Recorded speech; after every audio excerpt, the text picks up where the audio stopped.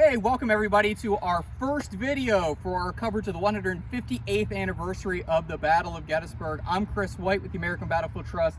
I'm joined by Kris Mackowski with Emerging Civil War. Behind the camera is our intern, Jeremy Martin. Gary Edelman is floating somewhere in La La Land right now. He's so excited because it's 158 Gettysburg, and he's really just overjoyed. He's probably floating across the battlefield happily right now. All seriousness, Gary's actually in a meeting right now, but we're out on the battlefield where the Gettysburg Campaign began. Many of you members may recognize where we are. We're standing on the Slaughter Pen Farm, 208 acres preserved in 2006 by the American Battlefield Trust members. We're on the Fredericksburg battlefield. And people are going to probably ask, why are you at Fredericksburg starting off this tour? Well, the long story short is, the Gettysburg Campaign kicks off on June 3rd, 1863 from right around where we're standing. So we're trying to take you to places like Fredericksburg, Falling Waters, Williamsport, Culp's Hill, Latimer's Knoll, all the places that you can think of for the Gettysburg Campaign. We're going to try to take you there. Fairfield, Cashtown, Monterey. We have a great few weeks of coverage for you in store, so we hope that you'll check this out on our Facebook page, our YouTube channel, and please subscribe and head over to battlefields.org to check out all the free great content we have, including our animated map of the Battle of Gettysburg, and you can see right where we're starting here at Fredericksburg. Before I kick it over to Kris, I just want to point out a few things. This is the Slaughter Pen Farm. We're down near the Rappahannock River. The Rappahannock River is actually over my left shoulder. You might be able to see a big smokestack back there. That is called the Bend in the River. That would have been the home of Alfred Bernard here in 1863. That is a crossing site during the first, the second, the third Battle of Fredericksburg, and during the Grand Review in 1865, when soldiers are marching up towards Washington, D.C., that area, known as the Bend, also known as Franklin's Crossing, will be a key component to the battles that take place down here at Fredericksburg. And this is where we'll kick off the Gettysburg Campaign. But before we jump into what we dub the Third Battle of Fredericksburg, and some of our friends do as well, Kris, let's start with the wake of Chancellorsville. We can't understand Gettysburg without understanding the Battle of Chancellorsville. So why don't we give us an overview of where we stand, both armies, in May 1863. Lee is actually incredibly frustrated by his incredible victory at Chancellorsville because he doesn't secure any sort of geographic advantage. He doesn't destroy the Army of the Potomac, which is waiting north of the Rappahannock River, ready to re-engage. Joe Hooker is still in command. So Lee's trying to figure out what his next move is. Well, as it happens, the first thing he has to do is reunite his army. A quarter of it, under James Longstreet, has been to the southeastern part of the state on a much-needed foraging mission. And as Longstreet is heading back north, alerted about Hooker's movement, but unable to get there fast enough just because he's so far away, as he's moving back north, he gets the idea that, hey, one thing we could do to alleviate pressure here in the east is actually send troops out west. Because, of course, at the same time that Chancellorsville is happening, Grant is moving across the Mississippi and into the state interior. That's got Confederate authorities nervous as well. Chancellorsville really occupied their attention because it's in their backyard, but Jefferson Davis is in Mississippi and he's worried about events out west. So Longstreet says, you know what we could do is shift some troops from here out there, alleviating pressure on both fronts. But what he actually wants to do is not go all the way to Mississippi, but just go as far as Tullahoma, where Longstreet can link up with one of his mentors, Joe Johnston, then slam with Braxton Bragg's army into the Federals there that are under William Rosecrans, and then drive toward Ohio. And then that would force Grant to give up his maneuvers in Mississippi and shift in this direction. It would also force forces here in the east to freeze. So that's Longstreet's big plan, and he starts corresponding with William Seddon, the Confederate Secretary of War, about this maneuver. And Seddon really likes this idea. He's been thinking since for the past few months of just such some kind of maneuver. But Lee doesn't want to let any portion of his army away from his immediate grasp. So when Longstreet finally comes up from Richmond and begins to confer with Lee, Lee really puts the nix to that plan. He feels that his losses at Chancellorsville have been so severe that he's afraid he's going to have to fall into the defenses around Richmond and take a defensive position. So if he starts sending troops away, he's not going to be able to do that. The other thing that Lee also has in his mind, because of all of those Confederate losses, including Stonewall Jackson, his Second Corps commander, how is he going to compensate for that? So he's going to reorganize the Army, try to come up with a grand strategy, and alleviate pressure on Richmond, hopefully also alleviating pressure on things out in Mississippi.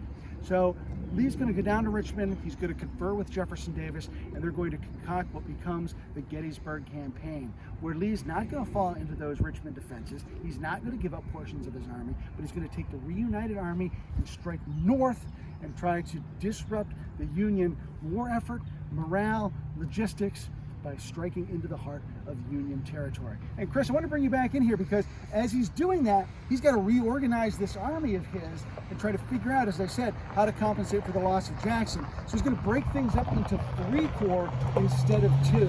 And to take Jackson's place, he's going to take 2 folks, Richard Ewell and A.B. Hill. What do you think about those choices? Well, to talk just very briefly about Robert E. Lee, what he's facing is the fact that Robert E. Lee is not our overall Confederate commander at this point. That's something people need to keep in mind. He does not become our overall Confederate commander until January of 1865. So he is going to focus here on Northern Virginia, Central Virginia, and as well as Northern North Carolina, because that is his sphere of influence here in the Confederacy. So, I have a love-hate relationship sometimes with Lee as a strategist. Is he doing what's best for his army or what's best for the Southern Confederacy? In this case, I think he thinks he's doing both. There are other times I do think that he gives a short trip to the west.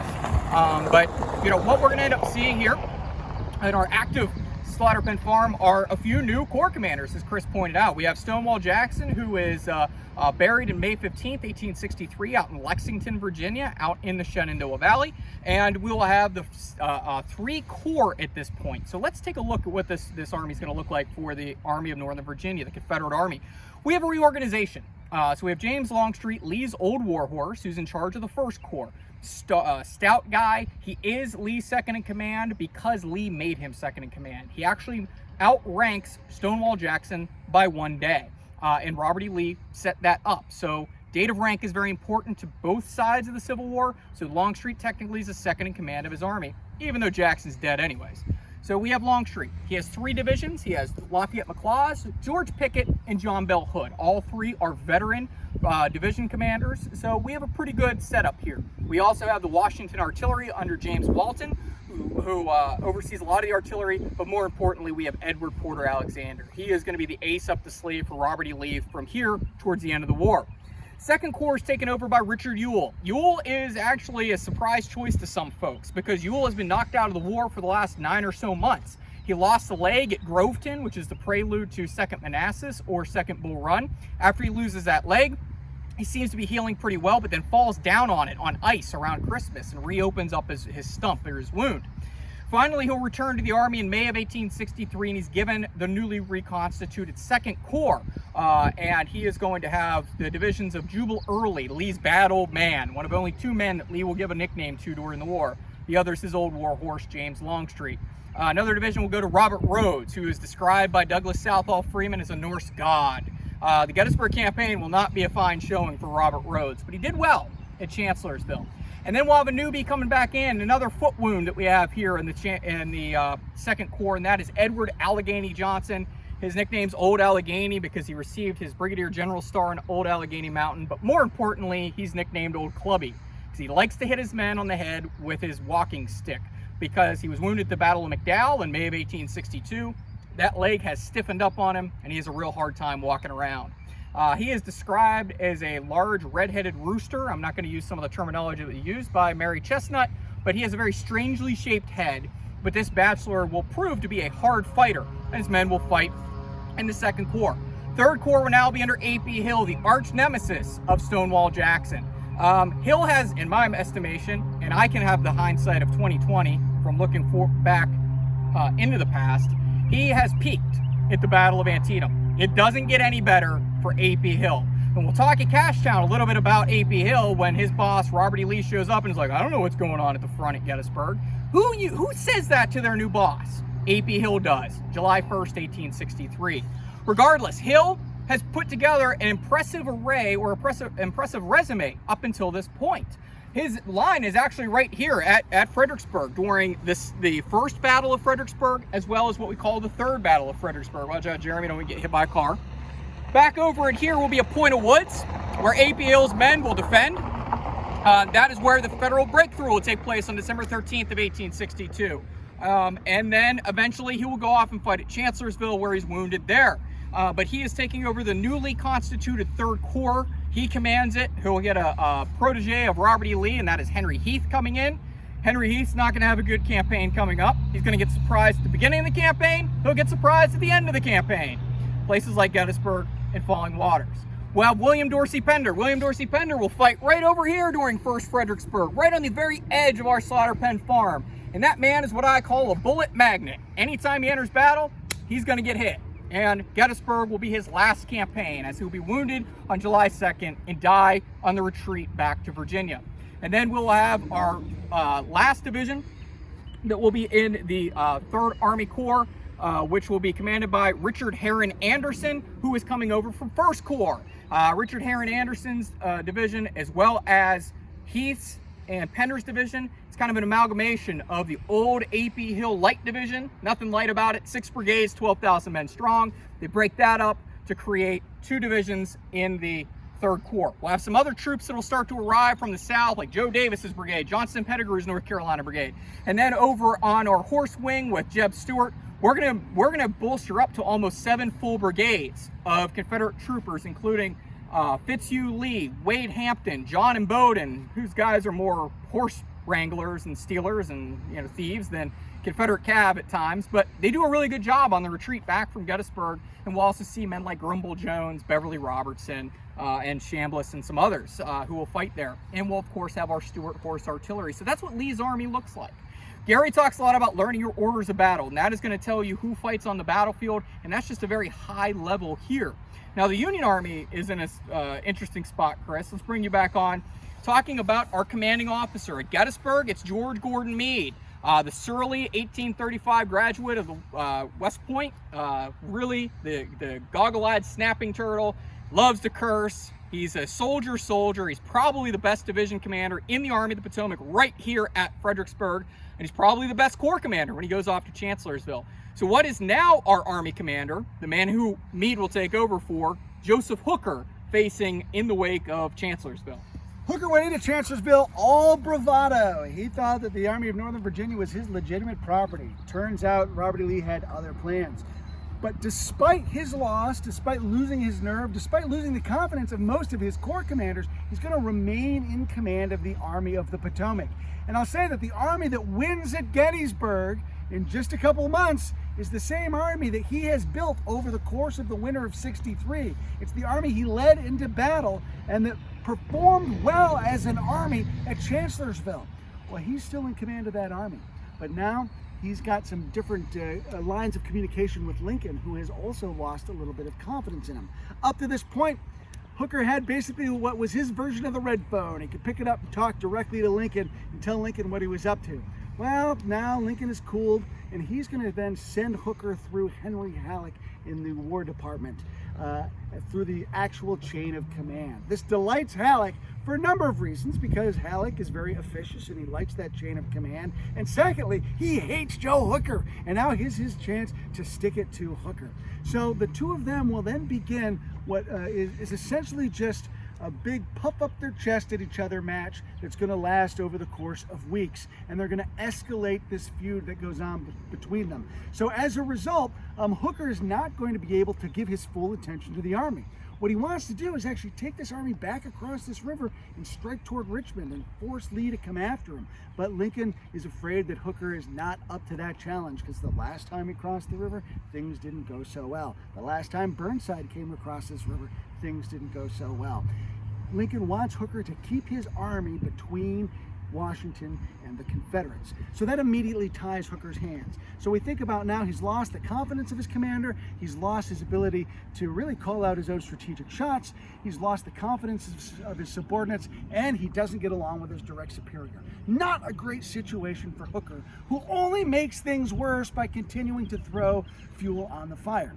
Well, once, as Kris is going to talk about in a second, once this Confederate army starts to move, Hooker's going to have to react, and he's going to divide his army up and try to shadow the Confederate movement to the north. But all the while, this feud with Halleck continues, much of it centering on the garrison of Washington and the garrison at Harper's Ferry. And really, Hooker says, I've got to have those men under my control so that I can have maximum flexibility as I'm trying to figure out what to do.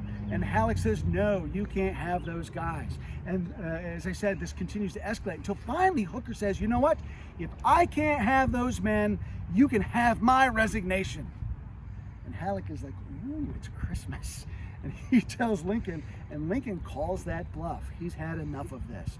He wants Hooker to behave a little more professionally, more aggressively. He's tired of the politics. He's exhausted by the politics, and he will accept Hooker's resignation. And in his place, he will name George Gordon Meade to command of this army. Now, lots of speculation about who would have been the best person to take over. There are men more senior to Meade in this army, but they all keep saying Meade is the guy. He has our confidence. A lot of it might be because this is such a political position. They don't want to have to deal with that nonsense. Let somebody else do it. But there is tremendous respect among the officer corps at the corps level for George Gordon Meade. And so he's going to take that job, not because he's hungry for it, not because he has politics for it, but because he is the consummate professional soldier. And he will take that job because it is his duty. And he knows that it's also going to be an incredible headache because as he takes over from Hooker, he's not even sure where his army is, where the Confederates are, or how to respond. So to talk about where those Confederates are, I'm going to ask Kris to come back on because we somehow have to get the Confederates from this field and across the way north of the Mason-Dixon line.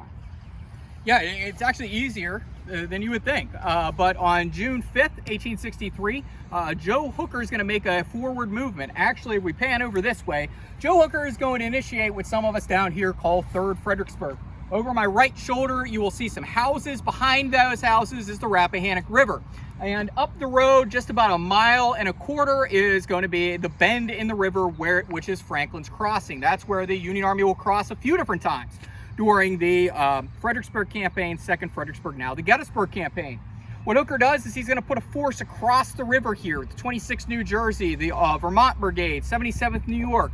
He's going to take on some Floridians, the 2nd Florida, and he's going to move a lot of 6th Corps men across and establish a bridgehead. This is a way to push a bluff to Lincoln and Halleck saying, look, I want to go to Richmond. I'm right on this road that you can see the cars behind me, the Richmond Stage Road, what will lead me down to Richmond. Lincoln, in the meantime, will say, no, that is not your primary objective. Your primary objective is Robert E. Lee. Robert E. Lee at this time is hearing about this little foray. But what's actually happening behind me now, behind the slaughter pen farm, off in that direction, is going to be the forward movement of Lee's army. To the south of us will be the small town of Corbin, Virginia. That will be the headquarters of Robert Emmett Rhodes. Rhodes' largest division in the Army of Northern Virginia during the Gettysburg Campaign, 5 brigades strong, 8,500 men. They will start to come up from Corbin. Orders on June 3rd, and on June 4th, they will start marching back behind the ridgeline that we see here, back towards Spotsylvania Courthouse, over the Catharpin Road, through the wilderness, over Mine Run, places soon to be made famous. Lee's also moving James Longstreet's corps out towards the Shenandoah Valley, out towards Culpeper. He's going to move Lafayette McLaw's division and John Bell Hood's divisions out into that direction. We have the Confederates starting to pull off out towards Culpeper. On June 9th, we have the large battle at Brandy Station, which a lot of members of the American Battlefield Trust helped to preserve. Now, that battle at Brandy Station, coupled with this little force by Hooker coming across here at Fredericksburg, will give Lee pause. All right, is Hooker on to our plan? No, he's not, because he has reorganized his army somewhat as well. He has his 7 infantry corps, but they're going to be reduced by about 30,000 men, mostly due to 2-year enlistments as well as 9-month enlistments expiring either before, during, or just after the Gettysburg Campaign. So Hooker's army is starting to shrink, and he didn't like what his cavalry corps General George Stoneman did during the campaign. So he's going to put a new guy in charge of his horsemen, and that will be Alfred Pleasanton. He doesn't understand intelligence on two levels. He doesn't know how to gather it, and he doesn't know how to say anything that is truthful. He's just a compulsive liar, according to one of my friends. But Alfred Pleasanton will now be in charge of the intelligence wing of Hooker's army. He'll tell him about this foray out at Brandy Station and kind of, say, oh, we dispersed these troopers. The truth is, Jeb Stuart's horsemen gathered around Brandy Station, some 9,700 men, will put up a fight. It'll be a close-fought battle, but Hooker never realizes that Lee is now moving off towards the Shenandoah Valley. Robert Rhodes' division in the lead will be heading off towards the Shenandoah Valley, off towards the east side of the Blue Ridge, and then we'll have battles at places like Aldie, Middleburg, Upperville. We'll have battles at 2nd Winchester, Martinsburg. So we have a lot of actions that take place during this campaign. And on June 15th, 1863, the head of Lee's snake will arrive on the banks of the Potomac River. That will be Robert Rhodes' division, who started just down the road from us, about 5 miles from where we are. But still almost sitting here along the banks of the Rappahannock River is A.P. Hill, who had to keep Hooker's attention. Dorsey Pender's division will be the last one to leave sometime around June the 12th, 13th. He will start to move away. So as the head of Lee's snake is at the Potomac River, the tail of it is down here at Fredericksburg. And that's why we're down here. Eventually, Hooker realizes by June 14th that this little foray over onto this side of the river to keep Lee's attention or to get his way with Lincoln and Halleck, that didn't work. So now he is going to start moving his army up towards the Mason-Dixon line. He's going to start to screen. He'll use that 1st Corps under John Reynolds. He'll use 3rd Corps under Dan Sickles, the 11th Corps under Oliver Otis Howard. They will all start moving off into one direction. That'll turn to his right wing of his army. Then that'll be followed by George Meade and his 5th Corps, as well as the 2nd Corps now under Winfield Scott Hancock. We'll have the 6th Corps under John Sedgwick, eventually pulling up the rear. And then we'll have Pleasanton's troopers eventually expanding into 3 full divisions in the midst of this campaign, trying to find a way into Lee's line of advance and figure out what the heck Robert E. Lee is doing. But by the time they figure out what he's doing, Joe Hooker's in a feud with Halleck, and Robert E. Lee's men are across the Mason-Dixon line, and they are moving through Pennsylvania. By June 26th, the head of Lee's army is in Gettysburg, led by Jubal Early and Elijah Veers White's 35th Virginia Battalion of Cav, and they are making their way towards Harrisburg, the capital of Pennsylvania. And it all started right here on the banks of the Rappahannock River, which most people would think, why do you stand at the Slaughter Pen Farm? Well, first off, we own the land, so it's a good place to shoot from. But secondly, the crossing of 3rd Fredericksburg took place here on June 5th. We'd have been able to see those Union soldiers down here in 1863. This would have been much more open. This would have been a few different plantations. You would have had the Fernie Hope plantation down to 2 different Bernard plantations, and then down to the Pratt plantation. This would have been one large field down here looking off to some elegant houses and one not so elegant house called Mansfield that was accidentally burned by some Confederates trying to make breakfast in April of 1863. But that's what it's looking like out here, Chris. So who's your money on? We got Joe Hooker, who now is losing his command, and we have George Gordon Meade taking over. And now we have Robert E. Lee, who's now, 4-0-1 at this point, going up against a brand new guy in command 3 days. And I'm going to say that the money is certainly going to be on Robert E. Lee if you look at his string of performance up to this point. But let's not underestimate that Army of the Potomac. We think about Chancellorsville as a Confederate victory. It was a close thing.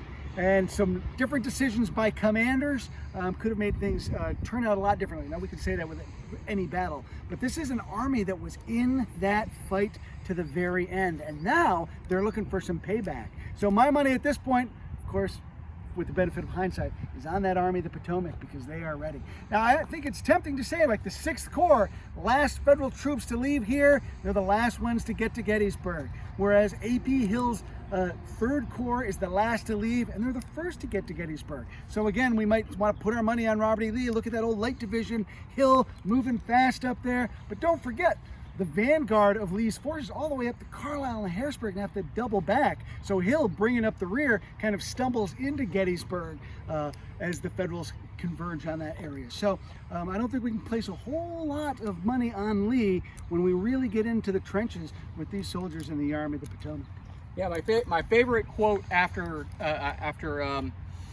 Chancellorsville, I have 2 of them, but the one that strikes here is that we did not defeat and we were not defeated by one of the Union soldiers. So you know, they have a chip on their shoulder. They thought they should have won the Battle of Chancellorsville, and now they're going to go for broke. And that's also what's going to come back to haunt Joseph Hooker.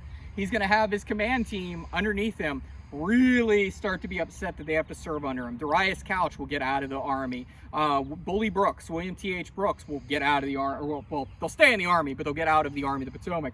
We'll have men leaving the Army of the Potomac because they refuse to serve under Mr. F.J. Hooker, as Robert E. Lee says. So if you want to catch up with what's going to happen next, we're going to head our way up to Cashtown, Pennsylvania. That is going to be one of our next stops as we follow these armies up to Gettysburg, and we follow them through the campaign. So check out all of our videos on Facebook, on YouTube. Please share them with your friends and with your family, and go over to battlefields.org and click that donate button to become a member so you can support what we're doing out here on battlefields like the Slaughter Pen Farm here at Fredericksburg, which was the site of a December 1862 battle and some of the opening stages of the Gettysburg Campaign just down the street. So I'm Kris White with the American Battlefield Trust. Thank you to Kris Mackowski from Emerging Civil War, Jeremy Martin behind the camera. Thank you for watching, and thank you for supporting battlefield preservation.